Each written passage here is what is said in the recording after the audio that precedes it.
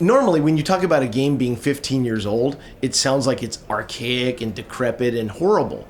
But what it means in the case of an MMO is that we've been developing that game for 18 years. Like, it has been in constant, continuous development with a full dev team for that entire time. So it is the single biggest fantasy world that exists anywhere in the world. EverQuest cannot be touched. It's had over 20 different expansions. There's like, I can't even remember the stats. The stats are ridiculous. How many monsters, how many dragons, how many adventures and quests there are in it. It's just huge. And so when these players, players don't quit these games. They get locked into the games, and the world gets bigger and bigger and bigger, and they might wander off to try a new game, but then they very quickly realize that these new games cannot get the same kind of scope. There's just no way. And so they come back, they try it for a little bit, it feels kind of shallow, and then they come back to these much bigger and deeper games. So both EverQuest 1 and EverQuest 2 have enormous scope and all kinds of feature depth and really rich communities. Like, the players themselves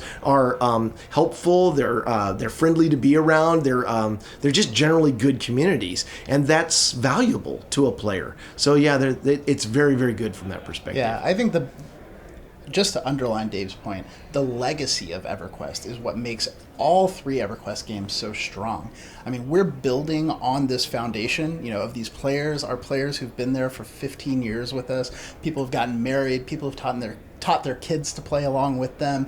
People who've grown old together playing this game, and they've come with us from EverQuest to EverQuest 2, and they're coming into EverQuest Next. And because we view these as long-term games, I mean, we're thinking about, a 10-year plan, a 15-year plan. This isn't, Call of Duty or something where a new one comes out every year. We get into this for the long haul, and the strategy is about the long haul. EverQuest 1 is still going to be around in 10 years. It's still going to be around in 20 years. EverQuest Next will still be around in 10 or 20 years. And there are very few games that can think that way. We're designing this to last 20 years or more. More. My personal motivations. Okay, well, my personal motivations have always been about bringing something new to the gaming industry. I've done a bunch of games in the past. Like I had mentioned before, I've been making games for a long time. But PlanetSide 1, Tribes 2, I worked on a social Flash MMO for Gaia Online. I've done all kinds of crazy stuff that was very original and very new. I like bringing new experiences to the gaming industry. And luckily, the team that we've assembled for this is all of that same mind. So we don't want to just make the same old game again.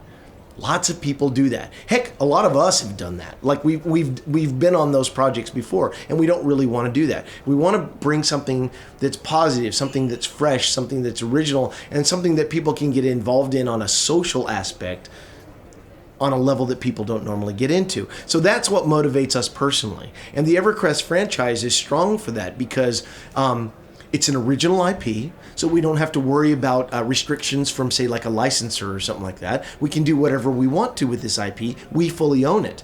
And there's millions and millions and millions of people that have played EverQuest 1 and EverQuest 2 over the years that they've been out. So all of those people are kind of like an audience that's sitting there waiting for something cool. So if we can provide that to those people as well as to other audiences, like the ones that might be attracted to Landmark and some of the other aspects of the game, the potential for a huge critical ball of people is enormous. And if we get that kind of critical mass into the game, along with all these original ideas, we get something special.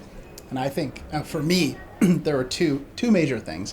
The first is, and I think this is true for a lot of the folks on our team and a lot of the folks out there, EverQuest was my first MMO. It was the first time I'd ever experienced anything like that. It was amazing. So the opportunity to come and work on a new version of EverQuest was irresistible. And honestly, the second reason that I was very excited is actually this man.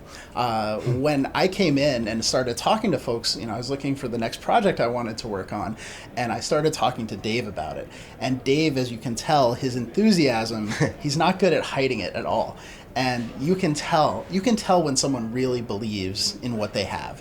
And Dave, who couldn't tell me anything about it at the time because I wasn't working for Sony, it was so obvious and so infectious and so clear that everything he just said, that I made the decision right there. I had to come.